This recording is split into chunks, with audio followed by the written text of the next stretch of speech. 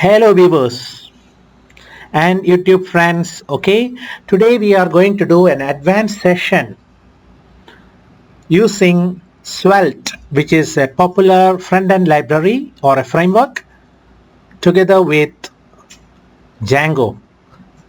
We will do a basic CRUD application. So if you understand this CRUD application, then the sky is the limit for you guys. You can do anything, any application. So basic, everything starts with a CRUD application. So today I'm going to explain to you how is the structure of this project. First of all, let me go to my git bash. I'm opening my git bash. I have opened two git bash here. One is for the front end, other is for the back end. You can see the project is called Svelte Django. So let us list it. We got back and front end, right? So let me change to backend, cd back. So if you download the GitHub repository, then you have to change into Svelte Django and then cd to back. That's what I did. So let me clear the screen. So what we'll have is, if we list here, we will have all those Django applications and project files. So I am using pipenv, which is a very good application. So how to install pipenv, you can refer documents. So once you have installed pipenv, what you are supposed to do once you download the Git repository is pipenv and then you type shell. This is the first command that you need to do. So this is already activated, and then you have to do pipenv install -r requirements.txt. I am not doing this for me because I have installed everything. So this is the next command you need to do so that all the supporting files and libraries get installed. So let me clear the screen here now. So now in this git bash we are in backend, right? So next same follows for front end, cd front. Guys, if you are not familiar with Svelte and then Django, please go through basic Django and Svelte tutorials. There are a lot of tutorials available. This is an advanced tutorial for building front end and back end with Svelte and Django. Okay, so you can come back to this if you did not understand. We are going to build a powerful CRUD application.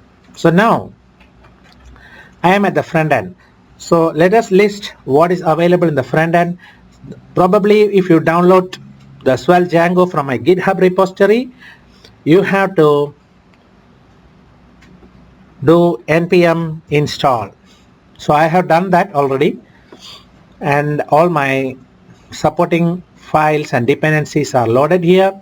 Another important aspect is that I have added Tailwind here so that you can use Tailwind for your CSS for future developments. So now let us run the front end. npm run dev. We do npm run dev.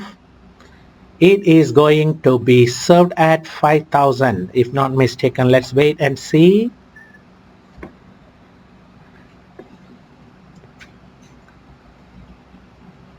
Okay, we are waiting for the server to be served at 5000. Okay, you can see it is being served at 5000. So let me go to my Opera, and then you can see here it is loading at 5000, right? The error is popping up. Let's wait and see for the error to come. Error, network error, because the backend is not running. So let's go to the backend and run it. So how do we run it? Python manage.py run server.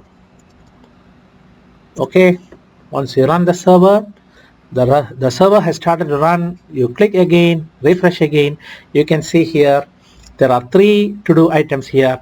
So let me show how the final output or finished software is going to look like.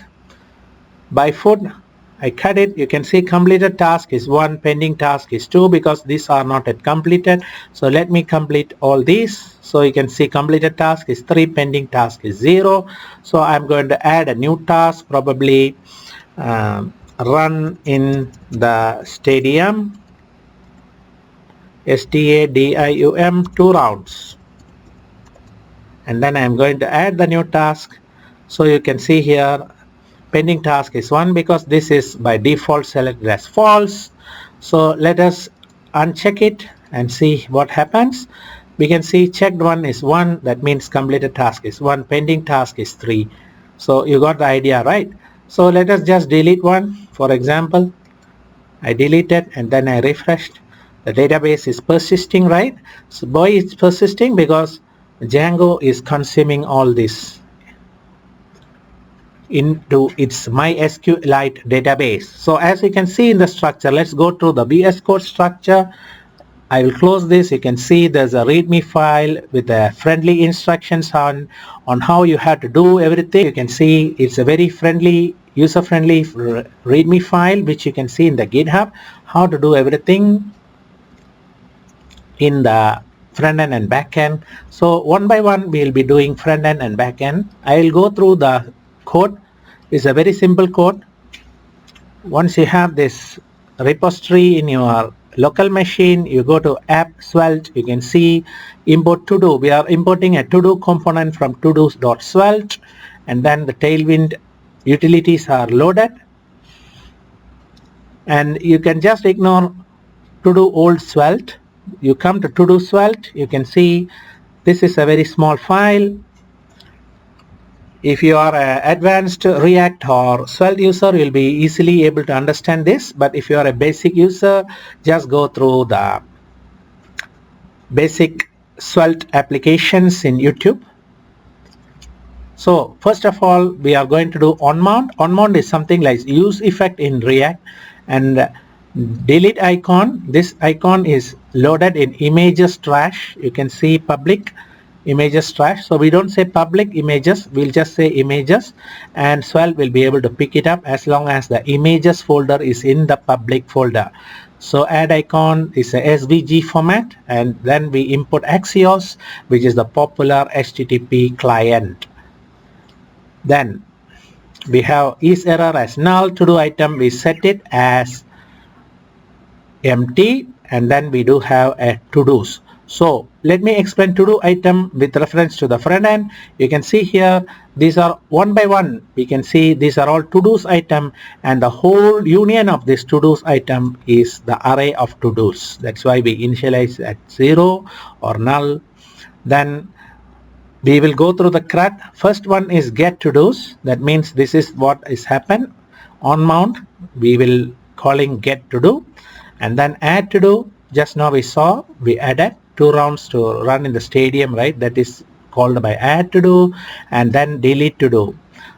These are all the activities, and then this toggle complete is used for toggling this one. You see here, toggle, toggle, toggle, toggle. So that is the application here. So I won't be typing out all these and wasting both of our times. I'll be explaining the basics of the fundamental, because that's what I see very effective for YouTubers, and I got many feedback from YouTubers watching this channel that my method of teaching is very good and understanding with very less time to spend in the videos. So now we got get to do's, add to do's, and then delete to do, and toggle, and finally update to do. So what the update to do does, you can see here, if we want to run, let's say put kilometer, I deleted the m's and then I refresh. You can see it is still at km. So I put back, and also I have to update. So that's what is happening together with the toggle to do. So update to do, and then finally, as I explained to you, onMount is something like the use effect. And then one beauty thing about this structure is that you can see all the functions are using async and await. So async and await, you can Google and see, it's something like the system waits for the data to be pulled in from the database, because when data is pulled in from the database through the Django server, there will be a minor delay, and this delay is taken care of by the async and await. And then if there was an error, it will catch with is error equal to E, which is the event handler. So now you can see all the API calls are handled by Axios with HTTP at 8000, because Django is being served at 8000. So now Django and Svelte in synchronization together, right? The lot of headache is removed in the course, because you know, when we connect frontend and backend, there will be course error coming. So very easily Django solves that. How? You can see here in the settings.py, I have opened the backend for your information, and I have gone to the main project folder, which is settings.py, and you can see that I have declared 5000 and 8000 as the origin whitelist, and hence the course errors get resolved. And of course the database is DB SQLite. You can see, later I'll open and show you the database, and you can see here that there is one more thing that I need to tell you. This is REST framework, because for API calls we are using REST framework, and we have to include course headers to whitelist the course issue, and then we have all these applications, books API, to-dos and posts, but we will focus on to-dos only, where you can see here it is to-dos. Of course you can experiment with other applications like books API, everything. And another important thing I want to show you here is that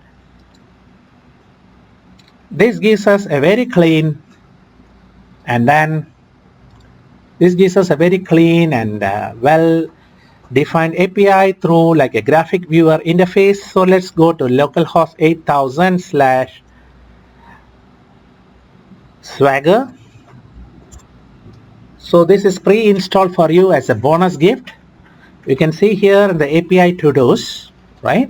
So whenever you are doing any work in your industry or your company where you are working, you can always install this Swagger, which is through this utility. You can see here ASGIREF, and also in the settings.py we have activated DRF, OASG, everything. So once you have this package, you can always Google and see, because I am not fully remembering how to install it, because I stumbled upon this installation, and so I have done that. You can of course Google and see and study in detail if you want to have more details of this, right? So API to-dos, you can see there's a get, there's a post, there's a get, there's a put, patch and delete. So let's go through the one by one. API to-dos, if you define, you will get. So for example, if I go to the app Svelte, right?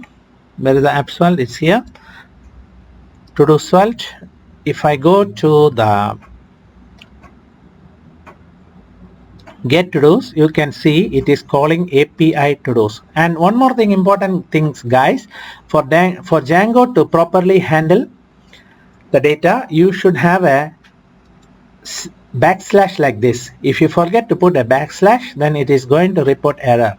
So please remember to put backslash on all these HTTP calls. Okay, Django is very particular on that, so you have to put the backslash. So now if you look at the get to-dos, you can see that it is calling API to-dos. So you can sync up with the calling the API calls, post, get, put, patch and delete. So of course for get a single detail you need with the ID, and for a put or a patch you need an ID, and for delete also you need an ID, and for post you don't need ID, and get also you don't need ID, right? So that is how the ID is auto assigned by Django server. So now that is done, explanation of all these functions, we are going to the markup, which is here. Markup starts with section, as you know, or a division, as you know, in Svelte. So here you can see the class is using all these CSS, you can see, which is also Tailwind is somewhere coming here and there. And then you can see H1 class is a text 4x1, and then task manager, right? And then what happens here is, this is the condition for Svelte. If todos.length is greater than 0, show today's task. If it is, show error. So probably if I delete that, it will be showing an error. Let's see. Delete, delete, and delete. No goals for today. Yeah, the length is 0, so it's not showing error, it's just showing no error, no goals today. So you can see that it is showing no goals today. So if you can Control F, no goals today, else. So you can see that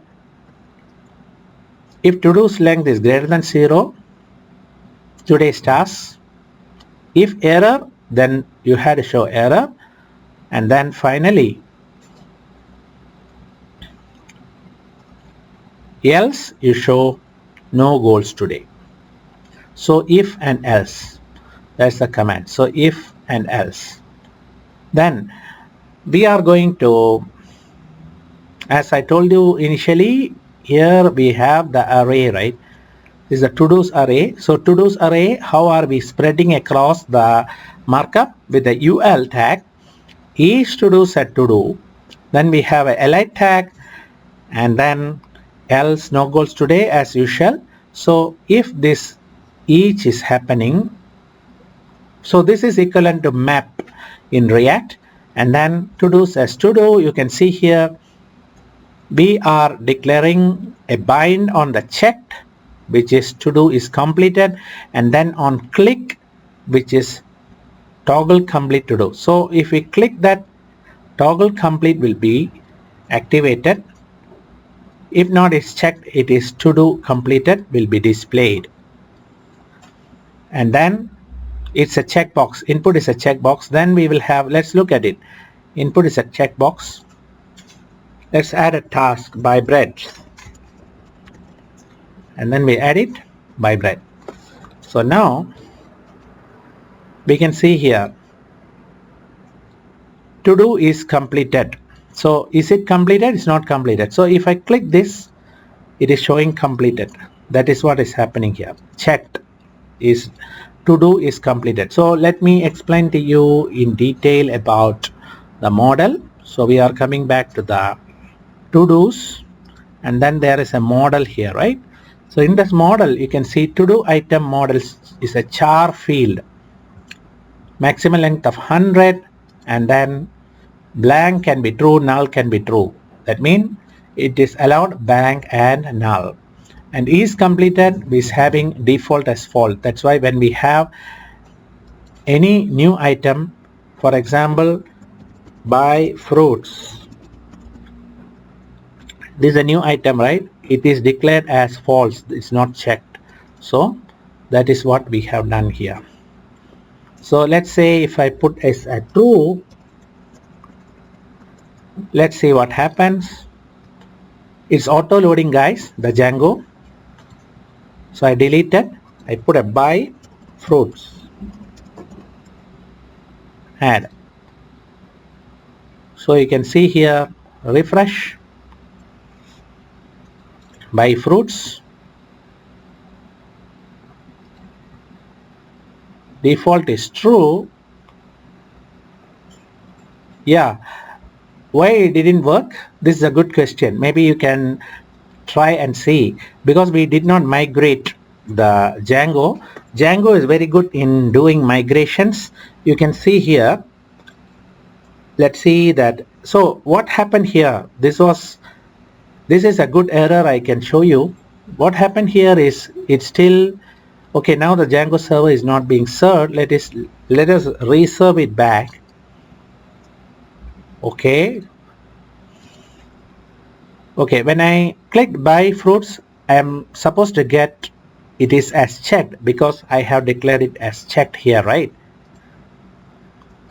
So default was true, but it didn't happen because the migration did not happen. So we have to migrate anytime we change the model. So how do you do the migration? Python manage.py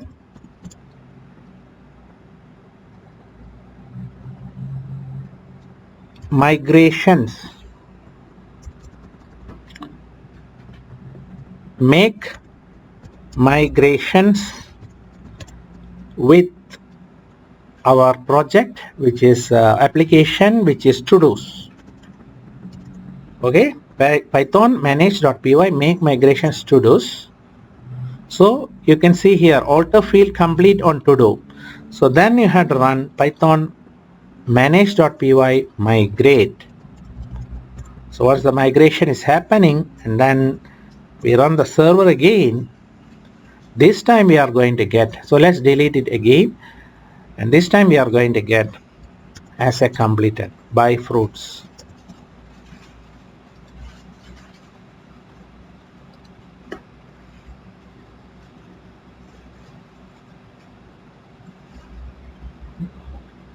But it didn't show. Let's check again. Alter to do is completed. Set because run server, refresh, delete, buy oranges, and then I click it. Still it's showing as, this one is quite weird. It is supposed to show, let's go into the database and see how it is. So we are going to localhost /admin, and then remember that I have given admin and admin as the password. Username and password, you can go here and see the to-dos. Buy bread. Buy bread is not coming as a, buy oranges did not come as a default. So let me try one more. Buy newspaper, click, and let's click here. So it's still showing buy newspaper as oranges, and this is completed is null. But whereas I have declared here default is true.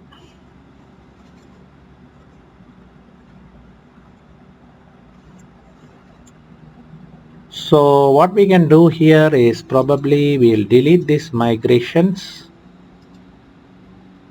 in the to-dos, and then we will go here, Control C, and then we will check make migrations to-dos. Okay, and then we will migrate, and then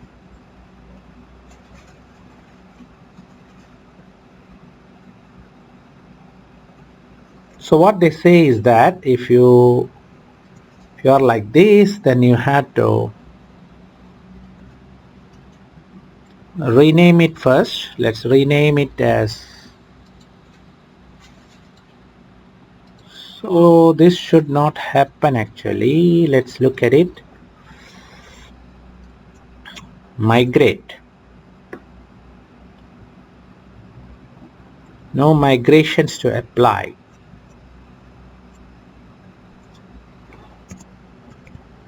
Fake.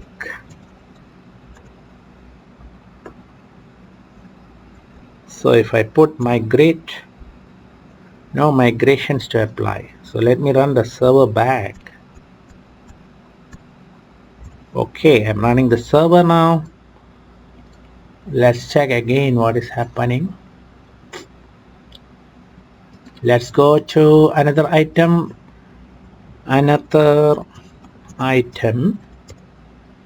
At the task. So it is still showing as this. So there is something going on here. So let me make it as false again. Control C. Let's run this migrations to do's, and then let's migrate, and let's run server.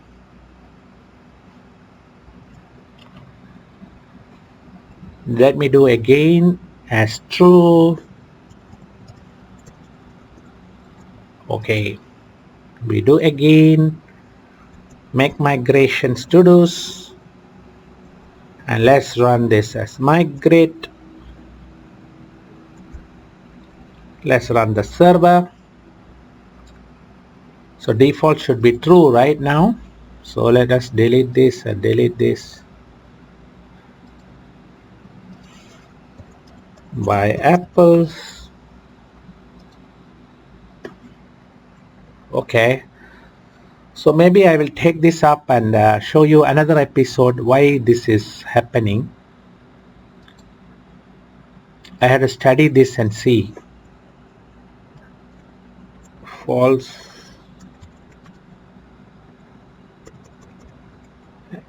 Okay, so let us continue with our episode here.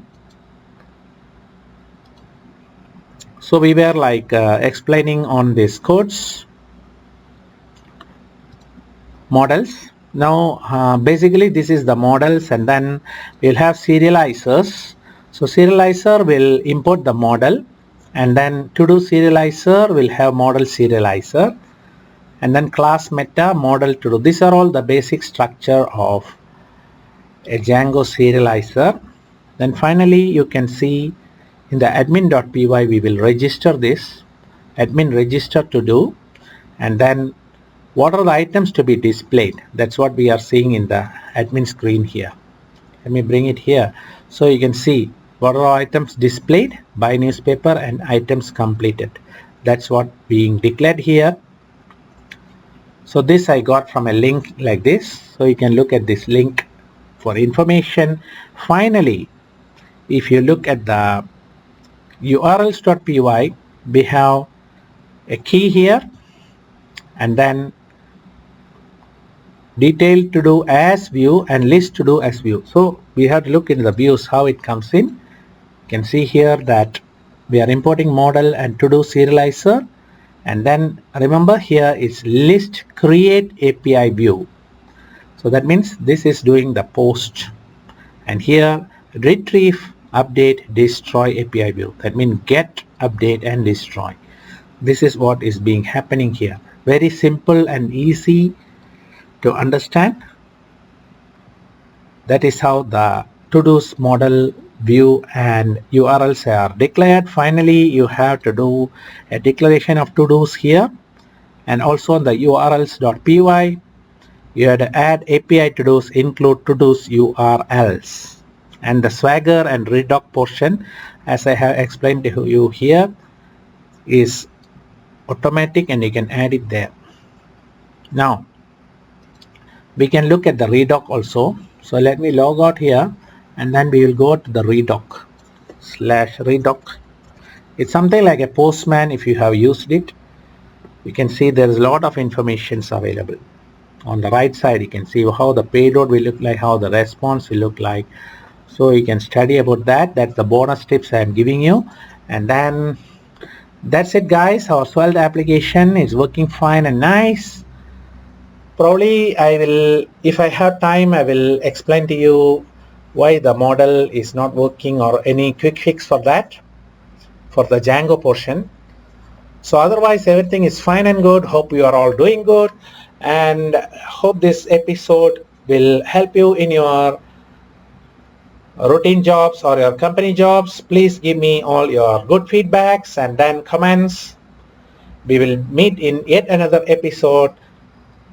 Please subscribe to my YouTube channel and like it, and also my GitHub repository. You can give me stars. Thank you very much for watching the video. That's all from me now. This is Kumar Guruputran signing off. Bye bye.